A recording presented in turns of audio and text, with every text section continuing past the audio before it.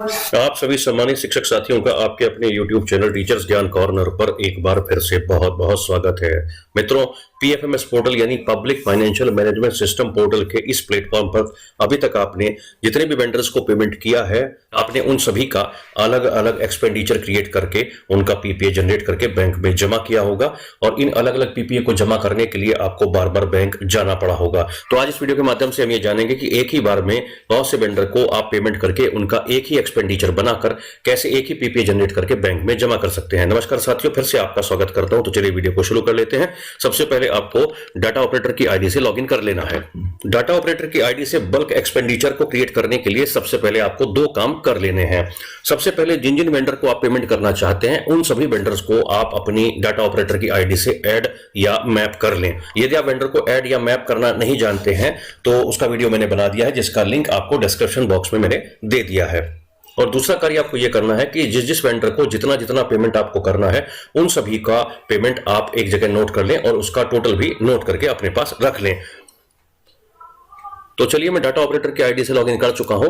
यहां left side में बहुत सारे ऑप्शन बने हैं, जिनमें से आपको नीचे यानी सेकंड वाले मास्टर पर सबसे पहले जाना है और उस मास्टर पर जाकर इसके सामने आपके सामने खुलेगा ऑप्शन बल्क कस्टमाइजेशन, जिसमें आपको उसके आगे खुले दो ऑप्शन में से मैनेज पर क्लिक करना है। तो चलिए मैं क्लिक कर लेता हूं।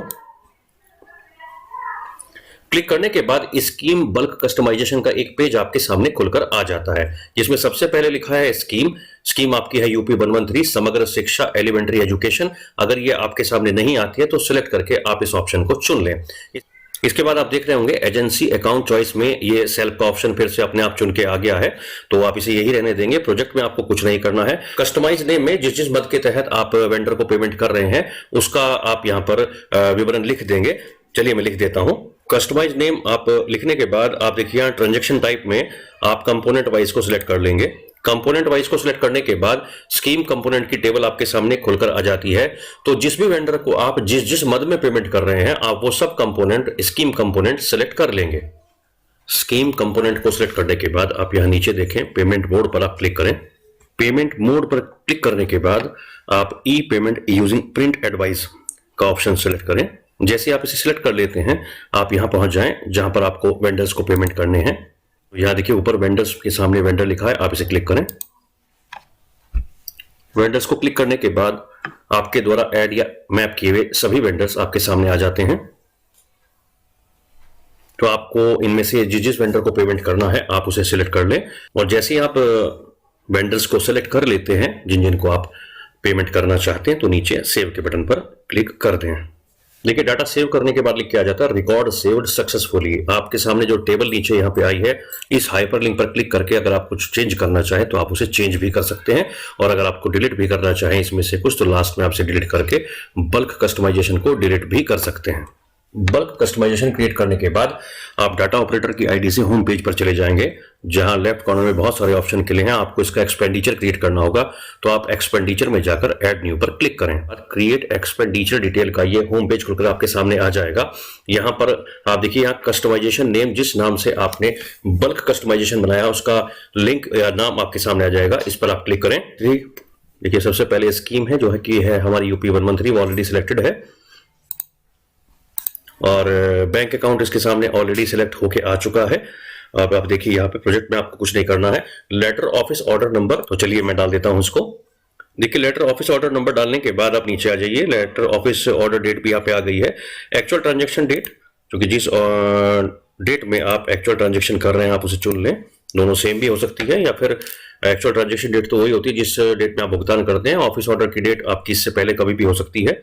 एक्सपेंडिचर अमाउंट, जितना अमाउंट आप पे कर रहे हैं वो आप यहाँ पे भर दें। वाउचर नंबर में आपको कुछ नहीं भरना है। नरेशन में आप नरेशन भर दीजिए। नरेशन डालने के बाद देखिए वाउचर नंबर में कुछ नहीं भरना है। अब इसके बाद जब आप पहुंचते हैं सेट डिफॉल्ट कंपोनेंट पर तो दोनों ही स्कीम जो कि तो यहाँ पर वो आ चुके हैं, तो आप इन दोनों को सिलेक्ट कर लें। ये कंपोनेंट कोड सिलेक्ट करने के बाद आप सेट एक्सपेंस टाइप में रेवेन्यू को सिलेक्ट कर लेंगे। इसके बाद नीचे वेंडर नेम की पूरी लिस्ट आपके सामने खुल जाएगी। जिसको आप पेमेंट करना चाहते हैं तो आप जिसको पेमेंट करना चाहते हैं आप उसे सिलेक्ट करेंगे। वेंडर नेम को सिलेक्ट करने के बाद उसके सामने टेबल खुल जाएगी और आप जिस कंपोनेंट कोड के तहत जितना भुगतान उसको करना चाहते हैं आप उसके भुगतान का विवरण उस टेबल में भर दीजिए। जिस जिस वेंडर को जितना भुगतान आपने करना है, जब आप उसको भर देते हैं तो नेट अमाउंट पे यहाँ पर आपके द्वारा जितना कुल भुगतान किया जाना है उसका विवरण सामने आ जाता है। नेट अमाउंट और एक्सपेंडिचर अमाउंट को आप मैच कर लीजिए, दोनों सेम होते हैं तो आपके द्वारा भरा गया विवरण एकदम सही है। अमाउंट मैच करने के बाद आप नीचे जाकर सबमिट बटन पर क्लिक कर देंगे। वाउचर नंबर आने के बाद आप ओके पर क्लिक करें। जैसे ही ओके पर आप क्लिक करते हैं, नीचे रेड कलर से लिख कर आ जाता है fund expenditure save successfully, do you want to proceed with the pay detail. आप यस पर क्लिक करें। जैसे आप अगले पेज पर पहुंचते हैं तो यहां पर आपके द्वारा बल्क एक्सपेंडिचर की पूरी डिटेल आपके सामने खुलकर सामने आ जाती है।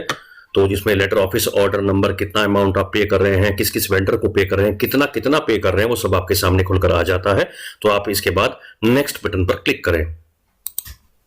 ठीक है, नेक्स्ट पर क्लिक करने के बाद फिर से एक टेबल खुलकर सामने आ जाती है जिसमें आपके सामने वेंडर का नेम और नरेशन फॉर ई पासबुक, यानी पासबुक का नरेशन क्या होना चाहिए कि जो पेमेंट आपने किया है वो किस मद के अंतर्गत किया है, तो उसे आप यहां पर लिख दें। नरेशन भरने के बाद आप नीचे देखें, नीचे कंफर्म का एक बटन है, आप इसे क्लिक करें। क्लिक करने के बाद देखिए ये लिख कर आ जाता है पे डिटेल सेव्ड सक्सेसफुली। तो अब इसके बाद आप नेक्स्ट पर क्लिक करें। नेक्स्ट पर क्लिक करने के बाद फिर से ये एक विवरण खुलकर आपके सामने आ जाता है जहां पर जो आप जिस वेंडर को जितना जितना पेमेंट कर रहे हैं उनका अकाउंट नंबर, IFSC कोड और कितना कितना पेमेंट आपने उनको किया है वो खुलकर आपके सामने आ जाता है। अब ये आपका बल्क एक्सपेंडिचर तैयार हो चुका है जिसको अब आप अप्रूवल के लिए सबमिट करने के लिए तैयार हैं। तो नीचे देखिए यहां पर लिखा है सबमिट फॉर अप्रूवल, तो आप यहां पर क्लिक करें। क्लिक करने के बाद आप ये देखिए ऊपर लिखकर आ गया रिकॉर्ड सबमिटेड सक्सेसफुली, यानी कि यहां से आपका डाटा ऑपरेटर की आईडी का काम खत्म हो जाता है। ये बल्क एक्सपेंडिचर अब डाटा ऑपरेटर की आईडी से सबमिट हो चुका है। जो अब डाटा अप्रूवर की आईडी पर चला गया है वहां पर जाकर आपको इसको अप्रूव करना है। जो बल्क एक्सपेंडिचर आपने क्रिएट किया था वो आपको डाटा अप्रूवर की आईडी से अप्रूव करना होगा। तो उसके लिए आप देखिए सबसे पहले आप लेफ्ट में बहुत सारे ऑप्शन है जिनमें से एक्सपेंडिचर पर जाकर आप सबसे नीचे मैनेज बल्क फंड एक्सपेंडिचर पर क्लिक करेंगे, क्योंकि ये बल्क में तैयार किया गया है इसलिए इस ऑप्शन को आप क्लिक करें। क्लिक करने के बाद देखिए सभी कुछ आपके सामने खुलकर आ जाता है। एक टेबल आएगी जिसमें आपका लेटर ऑफिस ऑर्डर नंबर जो लिखा था, जो आपने बनाया था, उसका हाइपरलिंक इस बार रेड कलर में आया है, तो आप इसे क्लिक कर लीजिए। इसको क्लिक कर लेने के बाद आप सभी कुछ चेक कर सकते हैं। देखिए ये अभी प्रोसेस कर रहा है। प्रोसेस करने के बाद ये पूरी detail fund expenditure bulk uploading details खुलकर आपके सामने आ जाती है, जिसमें है लेटर ऑफिस ऑर्डर नंबर क्या है और कितना अमाउंट आपने टोटल अलग अलग वेंडर को पेमेंट किया है। आप नीचे देख सकते हैं टेबल में वेंडर्स के नेम और उनको किया गया अलग अलग पेमेंट भी आपके सामने खुलकर सामने आ गया है। तो आप देखिए नीचे एक अप्रूव का बटन है। आप यहाँ पर चूंकि अगर आप सेटिस्फाई हैं, आप इस खर्चे को देखकर ये महसूस करते हैं कि ये ठीक बना है, तो आप अप्रूव पर क्लिक करें। क्लिक करने के बाद देखिए रिमार्क में अगर कुछ लिखकर नहीं आता है तो अप्रूव्ड लिख दें, और अगर लिखकर आ रहा है तो आप कंफर्म पर क्लिक करें। क्लिक करने के बाद देखिए उसी तरह का पॉपअप आता है, this PPA can be processed either through internet banking oblique mobile banking oblique through branch. आप कुछ नहीं, इस पर ओके पर क्लिक करें। देखिए अप्रूव पर क्लिक होने के बाद नीचे जब पहुंचते हैं तो लिखकर आता है प्रिंट पेमेंट एडवाइस, चूंकि हमें इसका पीपीए जनरेट करना है तो आप यहां पर क्लिक करें। क्लिक करने के बाद ये पॉपअप आएगा, आप इस पर ओके पर क्लिक कर दें और आपका पीपीए जनरेट हो जाएगा।